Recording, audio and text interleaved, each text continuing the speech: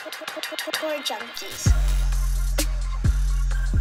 What's going on, golf addicts? Welcome to the Wells Fargo Championship 2024 DraftKings DFS preview. We are the Tour Junkies. I am DB. I got my boy Pat Perry with me, ready to break down the action, talk through our favorite golfers in every range, which ones we think might be the most popular, which ones we think you could pivot to, guys we want to fade and avoid in every range. We're going to end up with our 6K range draft, and we're going to have a little fun. I think we've kind of done something similar to this before, Pat. Me and Pat met each other actually working for a bank. We were working in the banking industry. I personally have worked for Wells Fargo for about a year, and I wanted to, I wanted to hurt myself most every day I went. So tonight we're going to, at the end of the show, we are going to compare banker positions in the bank to PGA and LIV players and give our thoughts on why. Should be a fun exercise. Yeah, I'm looking forward to that. I got some good ones. Do you? Got some good ones? We'll see. We'll see if we got any of the same ones. Let's quickly recap the CJ Cup from a DFS perspective. I will say, Pat, we talked about this in the chat. The late early wave definitely had an advantage. Almost 2 full shots of an advantage at the CJ Cup, the first 2 rounds there, the Byron Nelson, and 40 players made the cut off the late early wave versus 26 in the first early and late wave. You only had about maybe 6%, 6 of 6 get through, but you had about 26, 27%, 5 of 6 get through. And of the top 10 DraftKings point scores, only 3 were over 15%. You had Siwoo, your boy, at 27%, Ben On, 20%, 2 South Koreans representing Bibi Go, Bibi Go, Bibi Go, representing Bibi Go. And then Alex Noren, our boy, at 21%. Yes. Of the top 10 highest owned, only 1 missed cut. That was Jordan Spieth at around 16%, but the rest of them didn't do amazing. The optimal lineup, you would have only spent $47,100. You would have had Taylor Pendrith, Ben Coles, S.H. Kim, Byung-Hun An, Matt Wallace, and Alex Noren. You would have completely avoided the 10K range. You had 2 9s, 3 7s, and a 6K player. Pendrith obviously scores the most points and only owned at around 4.77%. Ben Coles, not even owned 0.1%. Just an absolute cluster bang of a tournament. So that is your CJ Cup DraftKings DFS recap. Pat, any final thoughts on the CJ before we wrap it up and move on? I don't think so. I mean, look, at the end, I was pulling for Coles. He's grinded on tour and the Corn Ferry Tour and all those tours for.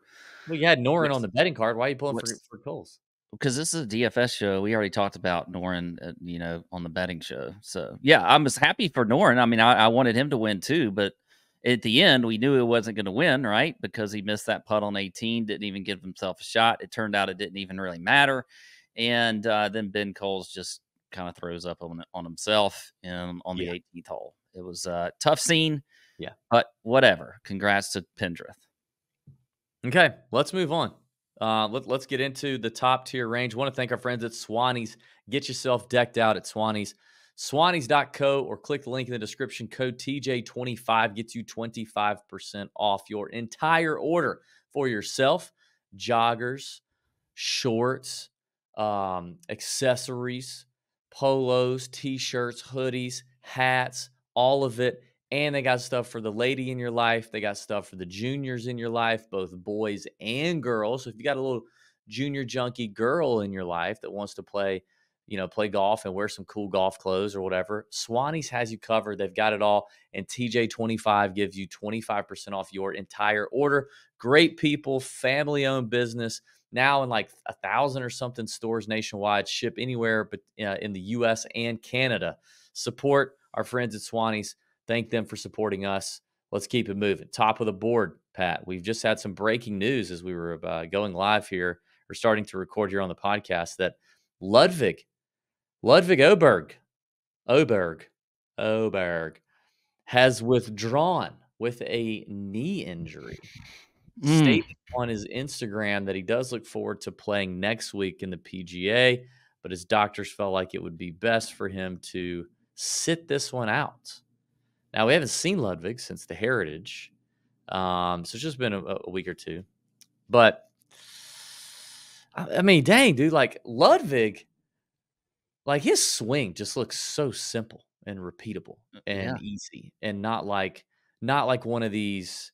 And obviously, it's like such a powerful, like Willie Z that looks like it's going to break him every time he swings. Yeah, or Hith, or like Joaquin, where there's all this like side bend, or I don't know. It's like it looks like that thing should last him forever, like a little Freddie-esque, you know? Yeah, But I mean, no look, I called Blood Oh.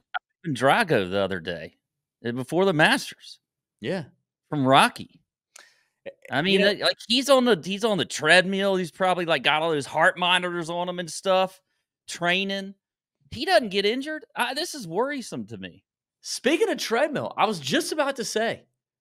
Now Ludwig is way too young to have any knee deterioration just from age. Okay, way too young. Like you and I may be experiencing now. Like if you're listening to us, you may be experiencing. So I'm sure this has nothing to do with it. He would have had to do. He's done something to it. Maybe he was playing pickleball or something. I don't know. But you know, Pat, about a year ago, I discovered that knees over toes guy, dude. You know who he is on TikTok, Instagram, knees over toes guy. Have you heard of him? No. Huh? Yeah, man. And he starts talking about your knee health and all the little joints and ligaments and tendons and stuff around your knee that traditional weightlifting exercises and things that we've done for so many years don't necessarily strengthen or make more elasticized. And one of the things that he tells you that you can do this simple. Now, you can do a lot of things, but if you just got a little gym with some simple stuff you can do is you can go on a treadmill and put the incline on the max, which is usually 15%, at least in my gym, 15% max incline. Go at a brisk walking pace, which is about 2 miles an hour or 2.0, whatever that is for me. But you turn around backwards and you walk backwards. You walk backwards on the treadmill, making sure you're pushing through your toes. So every Monday, Wednesday, Friday when I work out, I end my what do you call it? My cardio with about 6 to 7 minutes of walking backwards like that with my knees over my toes. Do you sing a song while you do that? You're like head, shoulders, knees over my toes, knees over my toes. You sing a little preschool song? No, I'm always listening to a podcast, but okay. I have had older people. It seems to be older people because I think the young people know. I think the young people know knees over toes guy, and they're like, oh, I know what that guy's doing. But I've had a couple old people be like, I had one old dude be like, hey, boy, you're supposed to walk the other way around on that damn thing. And I'm like, yeah, I got it. We've got to there's a bit in there somewhere of like betting advice, backwards betting advice. I don't know. Let's workshop this a little bit because if I'm trying to picture you just walking into the gym and just seeing someone, let alone UDB, just walking backwards. Dude, I'm telling you, look it up. Treadmill. Look it up, man. Max incline. We don't walk backwards. We're humans. We don't walk backwards. We don't. But when you walk backwards, you get that knee over that toe, and you push and you drive from the toe. You're hitting these little bitty ligaments and tendons around your knee that don't really ever get any attention, and it's gonna make my knee so freaking stable and good. So anyway, Lud needs to be doing those.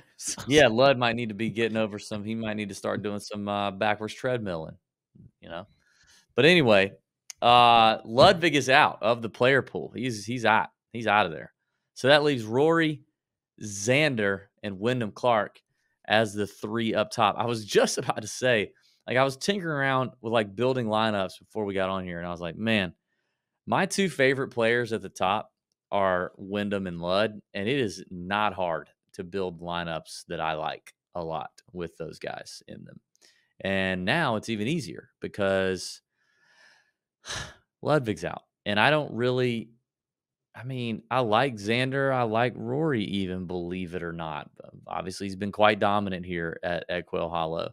over the years. But damn, man, I think what's going to happen is just all of the Ludwig ownership is just going to go upstream. I don't think a lot of it's going downstream. I think it's going to go upstream to Clark, Xander, and Rory because pricing is soft and Cantlay's got some. I don't know. Cantlay's not going to check as many boxes as those other guys. Neither does Fleetwood, even though he's bucking his head a little bit. Like the bottom end of this range is kind of there's some question marks. What do you think's going to happen?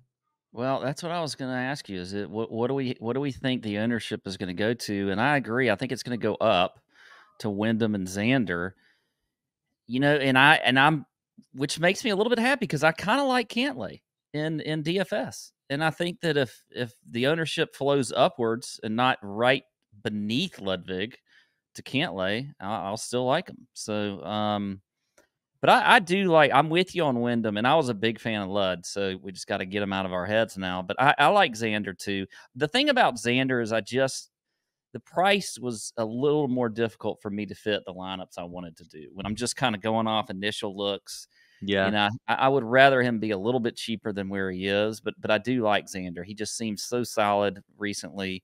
I mean, when you look at the stats across the board, he's going to check almost every box that you want him to check. He's played well here in the past. So I do like Xander. It's just a little bit tougher to fit a good lineup in. But I think that when we're talking about the chalk, all of it to me was going to be up top.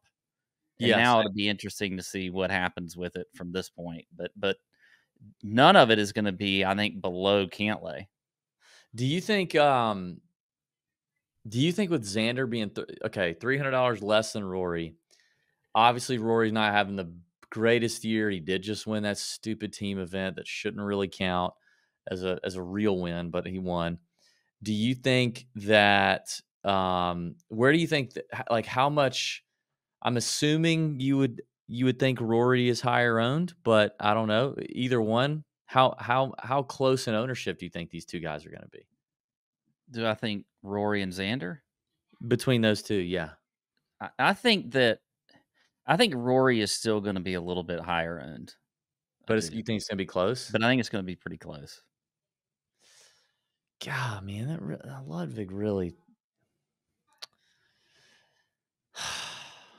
There's going to be some high-end pivots then, I think, down here. I mean, we talked about some of our fades in the outright in the betting show. My fade was Victor Hovland.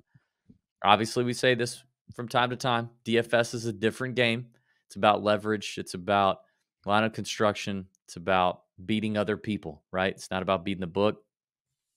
Victor is probably going to be the lowest owned player in this range. Do you think there's going to be anybody lower 9K and above than Victor Hovland? No, I think Victor's the one. And I'm still, I think, going to fade him. Yeah. I mean, like, if he's like, you think he could be low as like 6 or 7%? Because that would be pretty low. But at that amount, that'd also be kind of tempting to be. It would be tempting 3x and not like necessarily tank all your lineups. I think I'm still just going to try to avoid Victor this week. I'm going to stay strong despite whatever the ownership might be. Okay, so just a pure. He's kind of like Spieth to me this week. A little bit untouchable, although I think there's a conversation to be had in that 8K range. We'll get to that, but for me, I just want to avoid Victor. Just going to do it. There's, as a matter of fact, like last week, I think we talked about this too. I mean, I kind of felt like just avoiding the whole 10K, the higher range in general was a good play. I feel pretty good about it doing it again this week, actually. You know what's interesting with Lud out. Yeah. You know what's interesting is with Victor's less than stellar finishes and results. In my model, custom model and bet the number, and in the key range from 175 yards to 250, where if you look at the bet the number model, they pull strokes gained from that range, from the tee, from the fairway, and from the rough. You're going to have a fair amount of shots from the rough at Quail Hollow, although the rough usually isn't super penal. But the last 30 rounds, strokes gained from that range, Hovland is still second in the field from that range, which I find intriguing. You know what I mean? Like, I think a lot of his issues have been mainly twofold. He's not really, the irons have not been the same. That is for sure. The irons have not been the same. But he's had some iron weeks that have just been like a little better than average. But but his chipping has gone backwards. Like it's Yep. it seems like we saw his chipping get better, and then I think he'd switched his coach again, and for some dumb reason, and his short game has gone back. And you're going to have some short game here. I mean, looking at the numbers on Bet the Number, you're only going to hit about 10 to 11 greens in reg on average. The field has since 2018 here. So that means you got to get up and down 7 or 8 times. And that's probably the scariest part to me with Victor Hovland. Yeah, no, I agree. I think that the chipping has definitely regressed when you look at his last, 5 events. He's lost strokes around the green. Now his putting's been really solid lately. Putting's been really good. Yeah. But I just think that overall, there's better players in here that I'd like to go to outside of Victor. By the way, if you want to build your own model and you want to see what the brilliant minds behind Bet the Number are doing with their model, you need to check out betthenumbergolf.com. Click the link in the description. Code TJ gets you $5 off a monthly membership or $50 off an annual membership. And if you are a paying subscriber to the Tour Junkies Discord, you can DM myself or Pat and just search our names in there, Tour Junkies DB, Tour Junkies Pat. Send us a DM. Say, hey, I'd love to have that one-time unique big discount to Bet the Number. It is the biggest discount available to anyone from our friends at betthenumbergolf.com. Like I said, link in the description. TJ gets you the code if you're not a Discord member, but if you are, hit us up. We'll hook you up. It's a fantastic site. You've got people behind the scenes that really know what they're doing. They go to every single PGA Tour event. The model can change based on conditions. They've been professionally analyzing golf courses and golfers for the PGA Tour, on the PGA Tour, for more than a dozen players, as well as the Ryder Cup, all that good stuff. So check it out. betthenumbergolf.com is where it's at. All right, let's move on to the 8K range, Pat. This is a spot where you could get different, especially you're fading the top end, right? Mm-hmm. Build some balanced lineups here, I think, and still be good to go. First of all, when we talk through the chalk, where do we think that's going to be? I think my guesses are Cam Young for sure. I actually think Alex Noren is going to be chalk. I think people are starting to say, okay, maybe he's not as fraudulent currently as we thought. Maybe this is not necessary. Like he really is popping on all cylinders right now. I think the models and all the models are going to love Alex Noren. He's going to rate out very highly in those models. He's cheap, so he's going to pop up in these. He's gonna, the Sims are going to love him too. So I think Noren could be popular. And then the last one in this range, I thought it could get some love. You tell me what you think, because I bet you agree with me so far. I think is actually Hideki at 8,900. Just considering how well he's played. I wrote down 3 names: Hideki, Cameron Young, and Alex Noren. All right, so agreement there. We are very much in agreement on where the chalk is. Are you willing to? Are you gonna have any of those 3? If they do end up being quite chalky, which ones, if any, are you willing to roll with anyway? I think the 2. I think I'm going to kind of skip over Hideki, maybe to my own detriment. I don't know, but I do like Cam Young. I'm going to play him. I do like Alex Noren. I'm going to play him, and then I think I am going to make a decision of whether or not I want to play JT or Jordan. Because I think that's where the conversation is here. If you want a little leverage, I think both of them are going to be fairly low owned for this range, and I think there's potential that if you roll the dice on either one of those and you pick right in a no cut event, you could have some upside. For me, I can tell you who I'm going to choose of the two, but I'll let you comment on what I just said.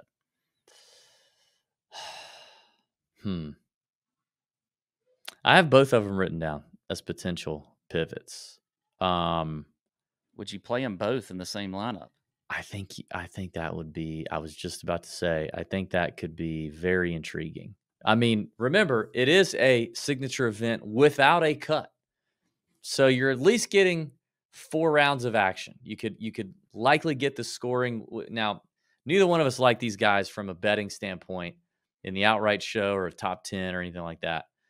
But obviously, the upside is there. We just aren't really feeling it right now. I mean, I guess statistically, or at least maybe consistently, it seems like JT feels a little more like his floor could be a little higher to me, especially with his record around here. But I think both are intriguing. I think both are very intriguing from a scoring standpoint on DK. I think Siwoo is intriguing. Maybe Siwoo they back off a little bit because if they go the bomber narrative, he definitely doesn't check that box. The putting can be tough with Siwoo, but I think Siwoo's going to avoid the bogeys. Like he actually rates out really nicely last 50 rounds in bogey avoidance. Tee to green here, he's actually not been bad, even though he doesn't have great finishes here. He wasn't terrible tee to green. And the long irons and mid irons have been pretty good for Siwoo. I think that threesome right there is interesting in terms of potential pivots in this spot. I don't want anything to do with Russell Henley. I think people are going to talk about people love Russell Henley. I know he's had some high finishes. I don't really see necessarily this course being a great fit for him, and I think that's played out in how he's performed here. So yeah, Russell Henley's the one I know I'm out on. And I think I might be with you on bailing on Hideki. But I'm not like automatically playing Noren and Cam Young either. It depends on how ridiculous the ownership gets on those guys. Yeah. But there's some pivot opportunity in here for sure.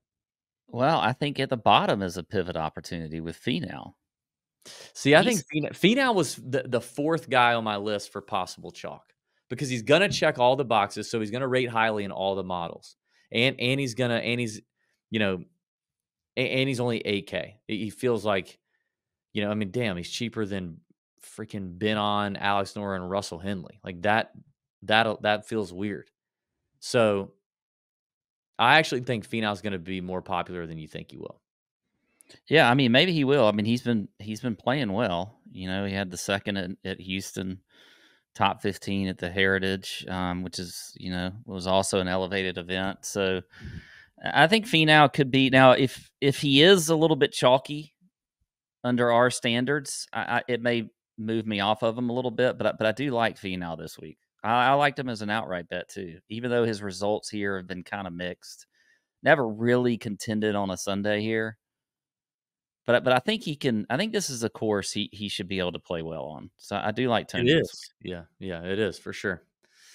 Yeah, I mean, I think with Ludd being out, with Scotty not being here, like going balanced is definitely even more so in play with the Ludd news to me. It could be an interesting play and have some real leverage again, being able to take some more risk, kind of fade the chalk, man, and have some leverage on some high upside guys that could have found something between the last time we saw them. A lot of them has been the Heritage. So think through that as you build lineups, and obviously that also matters in terms of what contest you're into. So don't just throw that out there in every contest, but think through it.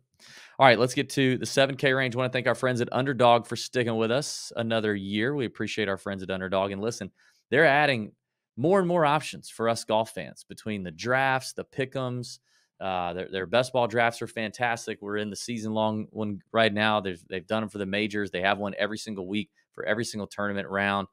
You can do some best ball drafts there, and that's available in most states.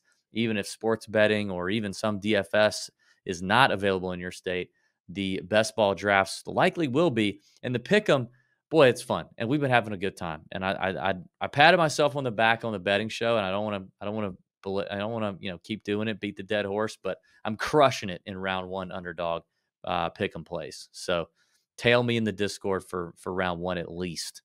I was looking at him just before the show, Pat, and I almost want to throw one out there now, but I think I got to wait. The weather, we haven't really talked about the weather in Charlotte, but it looks like we could have some wind and rain in the forecast. This could get a little interesting, which is going to just about to say. Yes, just going to bring in more variance. All the more reason to possibly avoid chalk. But from underdog standpoint, I might want to wait and fire on these a little bit closer to lock on Thursday. But check them out. Click the link in the description. Our code, our link. The code is Junkies, or you can just click the link. Gets you a 100% deposit match up to $100. If you've not dipped your toes in those waters, get on in there. And if you're in the Discord and you're not paying attention to DB's Bomb Shelter, that thread where I drop all my underdog plays, or the props chat where it's an open forum, people talking about their favorite pick 'em and selections off of underdog, get in there and pay attention as well. It's good stuff. So link in the description for underdog. And let's move on to the 7K range. With Sungjae start. Sungjae and Willie Z, both concerning. Yes. I don't even know. Are we even sure they're going to play this? I mean, obviously last week, the golf course was in garbage shape. Okay. Sungjae was coming from Korea. He is the only South Korean that I know of, or one of the few, that does not live in Dallas. He lives in Atlanta. So, he had just come from Korea where he beat up on his countrymen to win that whatever event. And he probably then thought to himself, after he either saw some pictures or maybe Siwoo sent him a picture or a text or something, was like, hey, this course suck ass right now, and he was like, you know what, reroute the plane and let's just not go by Atlanta and just land the plane, and I'm not coming. Okay. So he may be fine. Willie Z's a little more concerning. It's kind of a local event for him. And now this back and neck stuff again with him concerns me. So I don't know. And I mean, with it not, I don't know what the rules are anymore. Remember, we used to have the WGC rules where if it was a no-cut event at WGC, you teed it up, you hit one shot, you could withdraw and get last place money. Remember Daniel Berger did that one time? Yeah, he did. I don't know if he's trying. I don't know if that happens here, if you get points or whatever. But Willie Z is concerning. But this would be a great course for Willie Z, you would think. He's only played it once, missed the cut, as far as I know. Thoughts on those two? Yeah, I feel like I just want to avoid them. I'm going to be taking enough risks this week. I just don't. I don't feel like I want to take the risk on those two guys. Sungjae in general, to me, has just not even been right all year long. Willie Z, I do like Willie Z in a lot of different spots. This is one of them where I do think it's a good spot for him, but I just think that I'll just avoid him. And there's plenty of other guys that I think you're going to get good play out of, some leverage. So for me, I'll fade him. Yeah. I don't love the top end of this 7K range, which is why I was so excited to double up and just pound Wyndham, Clark, and Ludwig lineups. And now I've got to do something different. But you got Sam Burns on Baby Watch. I was on his Instagram today trying to stalk around and see if I could find it, find any baby information. I'm not sure if we'll get any, if we'll hear from Sam or we'll have press conferences or whatever. But I don't know what's going on with that. If they haven't had the baby, I think it's still supposed to be pretty soon, right? Mm-hmm. So I don't know. I don't really like him. My favorite play in here is Adam Scott. I kind of like Adam. I had Adam Scott in DFS last week a little bit in the CJ Cup. Hit it great off the tee. It's typical Adam Scott. Just short game was a little lacking, but I feel like this is a great spot for him. He's in solid form. T5 last year. I think Scott is a solid play at 7,700. I don't really like anybody above him. I'm really glad you mentioned Adam Scott because I'm with you. I think he is a really good play this week, and he's. I'm gonna stalk Sam Burns' wife on Instagram, see if I can find. Oh, yeah, dang, his play has been really good lately. Just with the Masters, a good finish. Valero, T30 last week. He was on he was on the broadcast actually Saturday for a little bit and very confident about his game. I'm not sure what he shot Saturday, but I think he'd had a good round. And so I think Adam Scott's a good play up here. And you never just click on Adam Scott in your lineup and feel like, Right. I've got a chalky Adam Scott. That's just never going to happen. So, yeah, I mean, I don't think he's going to be chalky. He might be. And if he is, I might bounce. He's not one that I typically play at chalk. no. Just on principle alone, like I refuse to bet Shane Lowry. He's just screwed me so badly in the Masters and the Heritage. I just can't bring myself to do Shane Lowry anymore for now. I just need a break. Even if he wins, that's fine. I don't care. I think Akshay is going to be popular. I think Jaeger's going to be popular there at 7,500. I like both of them a lot.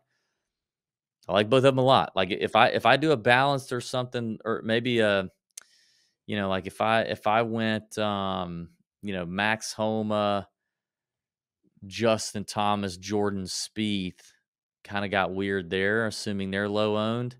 I wouldn't mind jamming in Akshay or Jaeger, but I do think if you're building with some chalk up top, I think those two are going to be chalky in the middle here. Yeah. But I do like that. Listen, I mean, Harris English is not flashy. He's not going to excite you all that much. But 7,400 Harris English has plenty of upside. Look at all the top 25s he's had this year. His bad iron play doesn't excite me, though. I mean, and his only good finish here, he gained a crap ton with his long irons last year. I get it. I'm just saying, in general, he's putting them together. He finished third here last year. I know. On the back of 7.5 strokes gained with his irons. Like he doesn't seem to be anywhere close to that form right now with his irons. Maybe just the sight lines at the Wells, it's like never mind. Okay. Keep that one in there.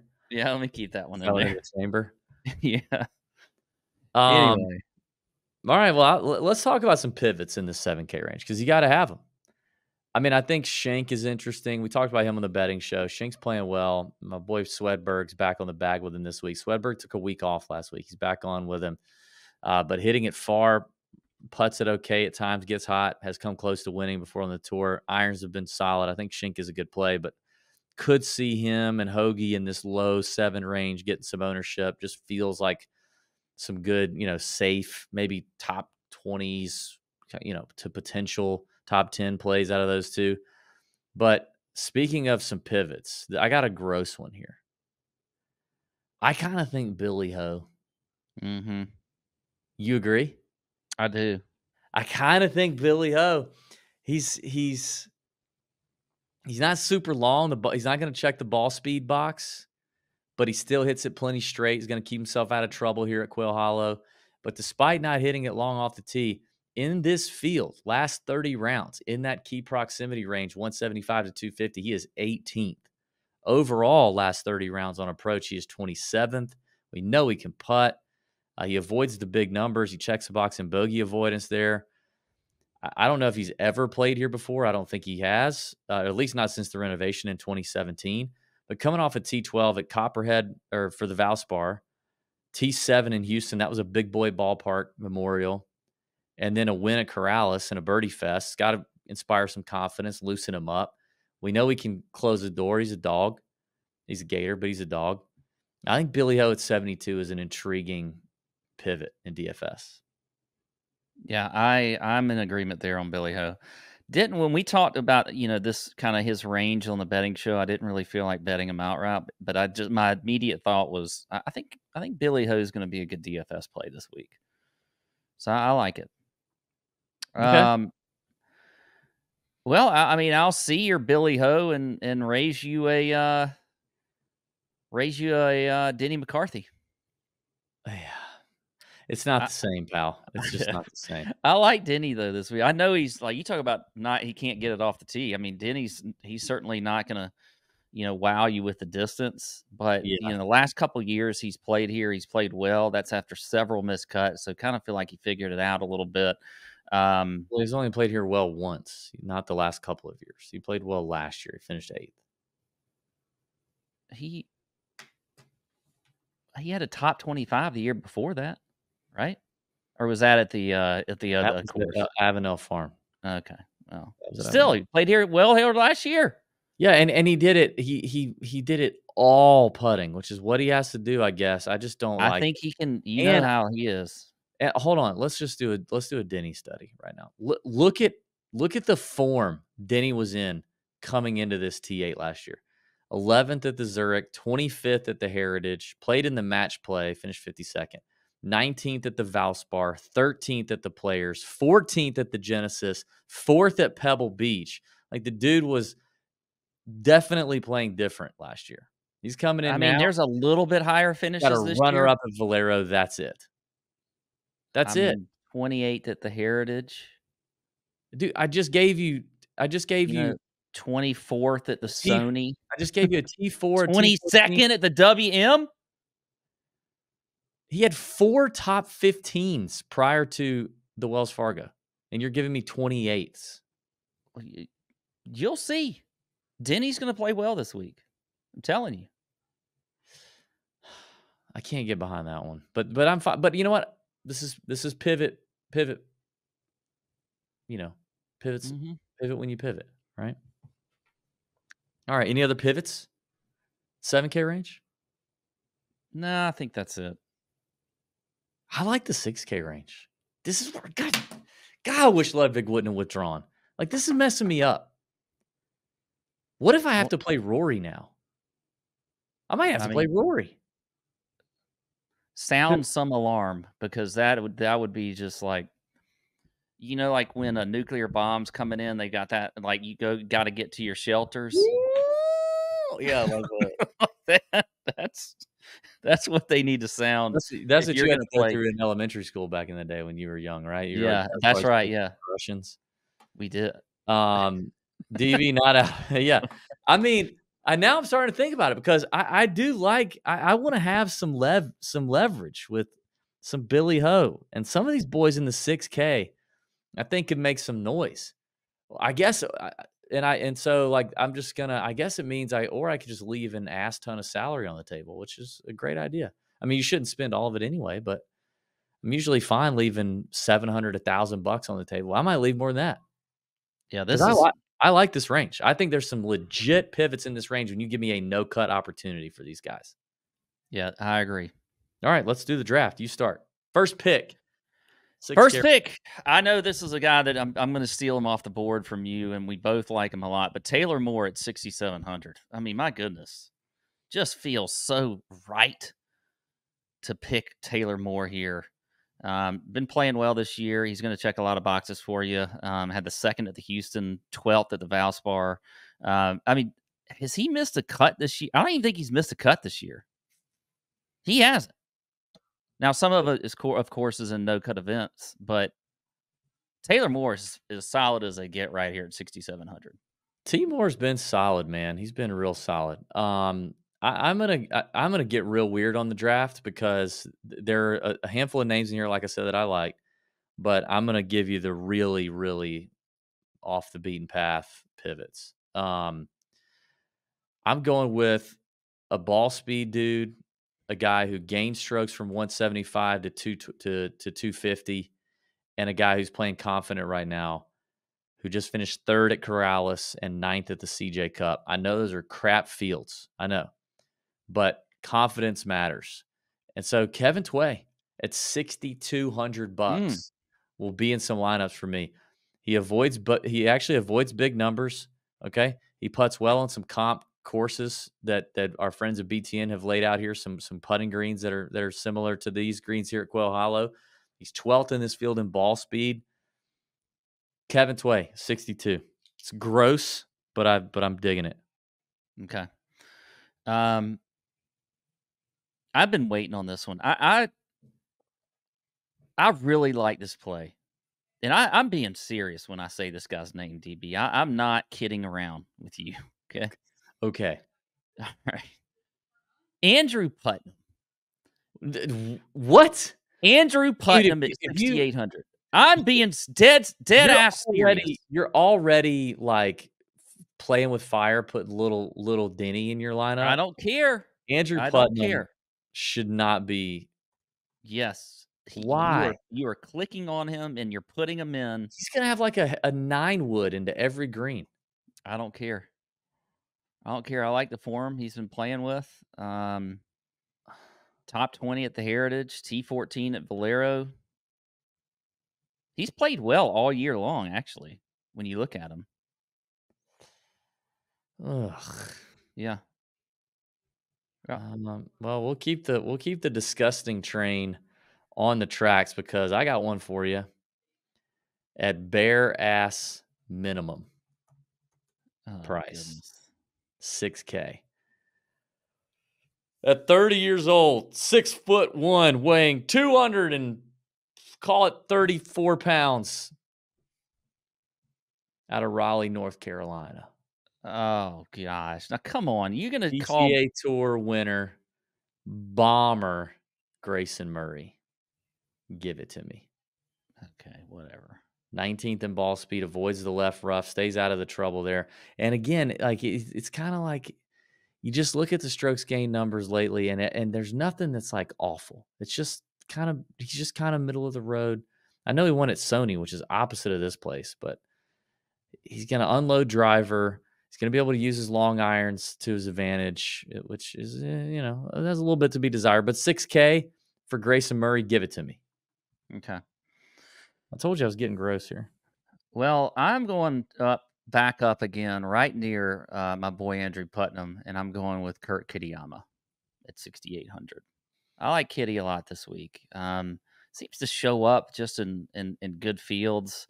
Has played well recently with T35, T30 at the Masters, T33 at the Heritage. Haven't seen him since then. He's got to get that putter rolling. If he does, I think he's going to have a good week. So Kurt Kitayama. Yeah, the putter's a problem for a lot of guys in this range that I'm kind of eyeballing here. But it's not a problem for this guy. 6,500, another PGA Tour winner this season. First time around Quail Hollow, but I don't think it's going to be tough to figure out. T12 at the Masters, my man. His first Masters, by the way. Matthew Pavon is my guy. Bless you. Thank you. So that is that everybody? You did Kitayama, Moore, and who else? Putnam. God, I didn't even. And I'm doing Pavon, Tway, and Grayson Murray. It's a sick 6K range draft there. Yes. That's disgusting. Last week we had half our guys make the cut, but the 3 that did quite well. I think Tway was a T9. And then we had like a T30 and something else, and the other 3 missed the cut. Okay, let's move on. Let's wrap this up with a little bit of fun with we don't have a name for this segment. You walk into the bank where PGA Tour players are playing roles of people at the bank. It's the Wells Fargo. Like I said, me and Pat met each other working in the bank, working as partners in the bank. The water cooler talk, and boom, Tour Junkies was birthed. And just right before that whole kind of meeting, I had spent some time working at Wells Fargo. Pat, you never worked at Wells Fargo, did you? Well, I sort of indirectly, because while I was at Wachovia, yeah, Wachovia money till we don't. They became Wells Fargo, and so I kind of I got thrown into the Wells Fargo mix, but I wasn't there a long time. So yeah, I same thing happened to me. I was working at Wachovia, and Wells Fargo took over, and it was like the bank. It was like we'd all been demon possessed. I mean, Wells Fargo is literally the worst place in the world to work at that time. Then ended up coming out. Remember, it ended up coming out that they were like stealing and lying, and people were cheating, and I mean, it was just a miserable place to work. And the leadership of Wells Fargo deserved very high pressured from the top. Extremely unethical I mean, Well, yeah, that's the reason they had to pay all those fines. yeah, highly unethical. But anyway, so I thought it'd be fun. Let's take a look at some guys on tour. There's all these different positions in the bank, different roles in the bank, and me and Pat have spent enough time in the bank, and maybe some listeners have, and they kind of have their personas and their the things that they're about. So welcome. I think it'll be interesting to see having both of us carried certain roles within the bank, both of us being managers, and bankers, to see what we think of some of these roles, because we could think a little bit differently, or could have in what we're about to talk about. So I'm interested to see what happens here. Okay. Producer Tony, how do you want this to happen? How should we go about this? I think we just go back and forth. I wanted to ask you guys before we get started too, what I can only imagine just you two in a bank working together. Like what were your roles? What did you like? What was the day to day for the Tour Junkies bankers as bankers? Well, I will say we were a lot less. We were getting to know each other. It was like we were dating. Yeah, we were way sweeter. So we met in, I think, January of 2015, and then by September of 2015, I was out. I'd left the bank, out of banking altogether. So it was only a few months there where we were, but Pat was were you commercial banker or what? Yeah, I was what they called a business banker, but yeah, basically a commercial banker. So I had the whole territory. I wasn't like, but I used to love going to to DB's branch, because I'd go in there, and most of the time I just spent talking to him about golf and whatever else. Yeah. So then I like ran a branch, and then had some small business lending stuff that we would talk about or work together on every now and then, or whatever. So, but and I was like I was like a one side of the tracks in Augusta guy, and Pat was the other side, and we would meet in the office is kind of in the middle, but we would do some functions together and stuff, but we got along. I mean, we were boys. I mean, the relationship blossomed quickly, but the whole idea for Tour Junkies was literally birthed in that building. Yeah. One day when they do the documentary, maybe we'll walk you in the bank and show you where my office was, where Pat was like, maybe we should do a podcast, because DraftKings had just launched PGA DFS in 2015. So we started doing little contests, and I started running $5, $10 a week contests, and inviting other banker people and Pat's dad and Pat's brother. And we would do a weekly DraftKings contest and just try to figure out how to beat each other. And then Pat had the idea to start the podcast. I remember I told him, I was like, oh, I got a dude that does graphic design. This is in 2015. Okay. Like March was when we had this idea. Like, I got a dude that does graphic design, man. He could probably do us a real sweet logo. And we kicked around our name for a while. We landed on Tour Junkies. At first it was PGA Junkies. Glad we went to Tour, because then we would have been, we wouldn't be able to do live. So I sent him this thing, and I'm like, yeah, man, he'll send us this sweet logo. And he sends me this logo. It was the most hideous thing you've ever seen. I would love to be able to find it. It was the dumbest, most ridiculous, terrible logo ever. Anyway, I don't want to get into history, but that's how it was. We were boys. We didn't argue and bitch at each other like we do now. I have the logo. You do? The original? I'll send it to Tony. Yeah, I'll send it. Oh, can I put it in the stream? It won't take me but a second to find it, I don't think. Dang, how are you going to find that? Here it is. Here it is. Oh, man.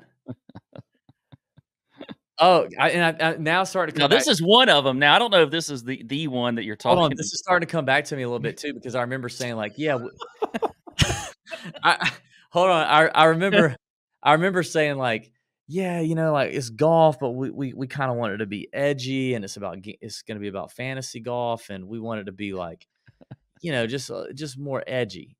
And this was if that's the one I'm thinking of, which I think there was only one before we finally got the other one, the first one, the original one, like we printed and became our logo. Tony's pulling it up. Yeah, I'm gonna see if I can bring it up right now to throw on the screen. If not, I'll just edit it in afterwards. But Okay. All right. So go ahead. All right, we want to start. Yeah. Okay, I'll start. I'm gonna start with this guy. He's at the top of the food chain. Okay, I went straight to the top. Now, Pat, Tony already told me. Like, I sent some positions, banker positions, but I also thought outside those boxes. So I know you stuck right to the script. But there was a guy at a bank that I'm thinking of when I modeled this person behind this role, and it was the market president. Oh yeah. And the market president was over the market, and he was over all the minions, and he sat up in the eighth floor of the whatever building downtown, and you rarely saw him or heard from him, but he made a ton of money, and he banged his way up to the top. He was kind of a handsome guy, kind of a cocky son of a gun. His secretary was always a dime. He eventually got fired for a lot of impropriety. But he really did. I didn't really know what he did other than banging hoes and showing up at key like community events. He would do big charity events. He really just was there for the big events, the big charity golf tournaments with the big client that would, had the really sweet prizes and stuff, the big hospital client that you'd go to their thing. And then all of a sudden there's a market president. He's playing golf and all this. It's Brooks Koepka. BK is the market president residing over things. There he is.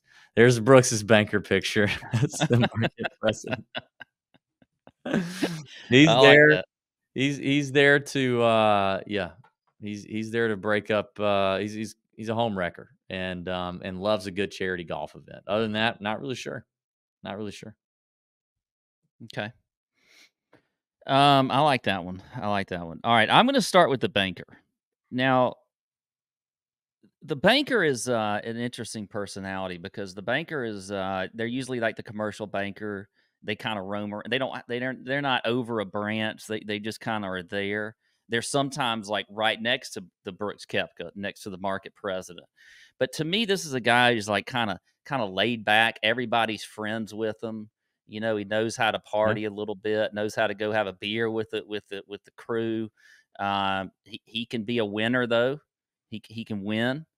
And so for me, the banker's Lucas Glover. Wow. Lucas Glover's a blank. Look at Lucas. I think if you dude, Lucas Glover is that's the old banker that literally has never stopped being a banker. Like, he's never asked for a promotion. No, that's what I'm saying. He's just a bank. I mean, he's been around forever. Yeah, he's just been around forever. He knows the market. He knows everybody. Your dad, he lent money to okay. Yeah. I have a couple bankers too. I have two different bankers. The next one, I'll follow up with a banker. The next one is this hot young banker, man. He comes out, you know the type. Mm-hmm. He's out of school. He graduates. He interviewed well, clean cut fella, swaggy, drippy, real drippy. A little bit edgy. You kind of got to tell him to tone it down a little bit, especially if you're in the South. You got to be like, hey man, look. He wears cufflinks. Joggers and Jordans aren't going to work with your suit and jacket. Yeah. Like, but he's swaggy, and he talks a big game. He's talking on all the conference calls, talking a big game to people in and out of the branch, trying to hook up with the hot secretary that Brooks is up there hooking up with, but can't quite swing it. He's not hitting his numbies. He talks a big game, a lot of swag, not hitting his numbies. And it's Minwoo Lee. Ultimately, he's just kind of disappointing. And Minwoo is that hot young banker that's just not quite getting it done, Minwoo. You got a lot to learn, young fella. Okay. There he is. All right. Nice pocket square though. I'm just going to go right down right down the totem pole here, you could say. The branch manager. Now, there's a lot of ways you Not could one of go. these. You could go with the branch manager, or do you want to do your other banker first? You said you had 2 bankers. I'll do my other banker. Okay, do My your other next banker. banker is totally opposite. You know, like I would have a branch where I'd have 2 different bankers. I'd have one like Min Woo and then have one like this guy, right? Both annoying, but in different ways. This guy is overachieving as hell. I mean, just he's hitting his numbers. Okay. He's hitting his numbers. He's doing fine. But he is annoying as hell. He's almost not worth dealing with because you're like, I can't. He's constantly in your office. He's constantly trying to overachieve. He's constantly trying. He's the Dwight Schrute, right? Like he's the trying to be the assistant to the manager. He's a member of every damn club. You know the clubs. What is it? What's the breakfast one that you go to that professional people go to? Yeah, I think you did it for a minute. Oh, What's like it he's called? like a Rotary member, or Yeah, it's a Rotary. It's he's what's the other one? yeah. You just told it to me the other day. You met like a real estate agent at one or something. People at home are What? driving down the road yelling the name of this club. It's like the thing. It's like the referral club where you just join. He's a BNI member. Yes, he's a BNI member. He's eating cold grilled chicken and green beans once a quarter at some dumb hotel so that he can be all up in the community, you know. And he's got season tickets to the local single A baseball team that nobody gives a shit about, and he thinks that's cool to leverage. He goes to all the meetings. He's in all the community. He's Chamber of Commerce, and he's doing all of that, man. And but he is hitting his numbies. But you'd almost rather just not. He'd just not. And it's Bryson DeChambeau. That is Bryson. 2AT. That is Bryson. You know he'd do it. Look at young Bryson. Oh, God, he can't wait for BNI every he week. cannot wait. That thing is on the calendar. Don't you schedule an appointment during my BNI meetings? He cannot wait to, in the BNI meetings, they give you a certificate every week for all your referrals and everything. Oh, like he's up there every single week. He gave 10 referrals that week to other members of BNI. Yeah. He's got a folder in his car. Yeah. Slides him in. I like that. Okay. This guy is manager. This is the branch manager. Now, this is similar in a little bit of way, not from a winning standpoint and not necessarily stature. But this guy, to me, is literally the perfect branch manager. He's hitting numbers. He's not always knocking it out of the park with a win, like big wins or anything, but he's always there. He's always hanging out. The staff likes him. They kind of want to they like him enough. They respect him, but they just, they think that, he's just kind of a nice guy that everybody enjoys being around. Mm-hmm. And definitely hitting those referral numbers. He's a tick mark guy. He's got to hit the tick marks. But he's been around a while, and he's probably not going to move up into that market president role. This branch manager role is his role, and he was born to do it. He was born to be the branch manager, and he embraces that. And it took him a long time to get to this point. Yep. Eric Cole. Eric Cole is the branch manager. Okay, I did not think that's where you were going. You went with a lot of B-list and C-list guys here. Oh, yeah, it gets worse. It gets worse. Well, we went opposite. So I have a branch manager who, has put in a lot of time, put in a lot of work. He's been passed up for some things that he's tried, right? But at this point in his career, he is content kind of being where he is, having done what he's done. He's not trying to do overachieve stuff like some of the young bankers. He's not trying to, at this point, he's kind of settled in his mind that he's never going to be, Brooks sitting in the market president role. And but he still has some worth. He's got some worth. He's got some game. He can certainly get it done. And low key, he kind of likes to hear himself talk and boss people around a little bit and occasionally, be kind of a bitchy guy, and he'll tell you about your numbers and not being right, and you didn't have enough core solutions, and you got to stay for a call night because we got to get it together. And it's Rory. Rory is Rory is my branch manager. Quite the difference there. Yikes! Oh my goodness. Quite the difference between Rory and Eric Cole in the branch manager position. Yeah, there is. The ABM. I got one of those too. Yeah, the assistant branch manager. Now this guy, he wants to be the branch manager so bad. Yeah. He would do anything to be the branch manager. Yeah. But he just can't. He can't really get to that level. Yep. Now you could choose two different ways. You could have the one that's just like overly zealous, and he's probably going to get to the real branch manager at some point. This guy that I chose, I don't think he ever is going to get there. He's just going to be guy. He's going to be right there in that assistant branch manager role, and he's probably a little too old to be in this role. He's a little too old to be in this role. He's just been around the bank for a long time. Dude, nothing like a really old bank person in an entry level spot. Or he's a little grumpy because the people keep passing by him. Yeah. But still around. He's still around. And that is not the same guy then. That is Richard Dick Bland. Come on, man.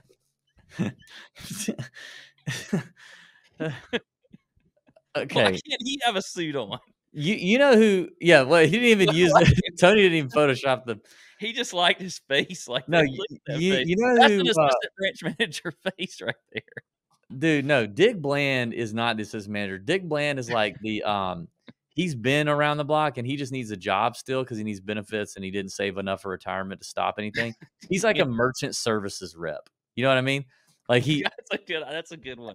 You have to rub your computer 3 times and say a certain word, and you see him like once a year, and you go merchant services, and he like, well, you got a merchant services account I can have, and then in return I'll give you nothing. And you're like, okay, this works. And then you go to your boss and you're like, if I got a business that makes millions of dollars and they want merchant services, is there anybody else? Any other warm-bodied person I can send this amazing business relationship to for the merchant services? Can I set it up? And your boss is like, no, it's got to go to Dick Bland. Dick Bland is our merchant guy. And you're like, motherfucker. I've seen Dick Bland at the Christmas party, and that's it. If I would have thought of that. That's a good one. I like that. Wow. And to think how you started that description, I thought this was the same guy. Mine's Patrick Cantlay is the assistant branch manager. Yeah, I can see that for sure. I mean, he is trying his best. He wants to be there. He wants to be in charge. He thinks he's the smartest guy in the room, thinks he's smarter than the branch manager. He's constantly undermining the branch manager. He's probably saving emails that kind of could incriminate the branch manager. He's whispering over here to the tellers about stuff. He wants to be the guy, and he'll do anything to get there. All right, I got a couple more just bonus ones. Are you done, or you have one more? I have two. I have 2 bonus ones. Okay, go. Do you want them both? No, just one. Okay, this is the teller. Okay, I got one of those. Okay, I got a teller and the manager of the tellers. Me too. All right, the teller's when you walk into a branch, usually the teller's the first person you see. Okay, and we could make some we could make some correlations to DFS with this and betting. This is you look at this person, they're friendly, they're smiling at you. They're happy to see you. They know your name most of the time. That's what you want with the teller. Not at Wells Fargo back in the day. They were miserable. They were probably this one in my branch that I managed. This person was like, I mean, everybody liked seeing them, and they're a people pleaser. They're a people pleaser. They're doing what you want them to do. They never get out of balance. They're just a good teller, and that's Cameron Tringali. What? Oh, now he looks like a banker. That looks like a banker right there. Cameron Tringali. What in the world? Dude, you know who you missed out on there was Peter Malnati based on that description. You should have Peter Malnati's the teller manager. Ah. He's my teller manager. About to say, He's like popping in and out of everywhere. You know, he's like, hey, look, he's the one that reads the company bulletins like every week. Nobody reads them. He's like, all right, look, this is the initiative this week. All right, we got to send this referral and this referral and this referral. He's got a chalkboard that he keeps up, you know, because he's the teller manager, but that's like Peter Malnati is the perfect teller manager in my mind. Dude, me and you went very opposite directions on the teller front because I thought of grumpy, pissy, bad tellers, which I feel like nowadays is what you get because it depends on where you work, though.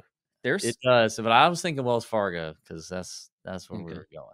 Well, you worked at Wells longer than I did, and I never worked in a branch at Wells. So the first one, and I don't think Tony has pictures for these bonus ones, but the first one is.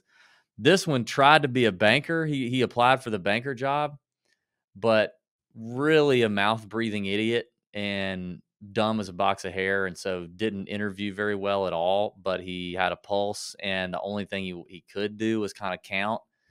But so they're just like, we're just going to stick you behind the teller line right out of college, and it's Matt Wolf. Matt Wolf is your basic, just dumb teller. Just count the money and just try not to say too much to the good clients that come in here. To me, the teller manager was always a freaking, a Nazi. You know what I mean? Like just so rigid and grumpy and annoying and had a major Napoleon complex, right? Thought that they were smarter than everybody else, knew they worked harder than the branch manager, got paid a third of what the branch manager got paid, but worked hard and kept was always concerned about being out of balance or service scores or dumb stuff, and nothing that really produced any revenue, just kind of kept stuff together, but was annoying about it. And that's Kevin Na to a T to me. That's Kevin Na. I could see I had Kevin Na on the list of potential roles. I also have Colin Morikawa as a teller, but the whiny one that just comes in every day and just pisses and moans about being a teller. But I just kind of see that happening for Colin. I have one more, and then we'll get out of here. And I think as I was writing this one out, I was like, dude, I know 4 guys in this very role in the bank, and I think this is the perfect fit. This is the mortgage guy. This is your mortgage guy.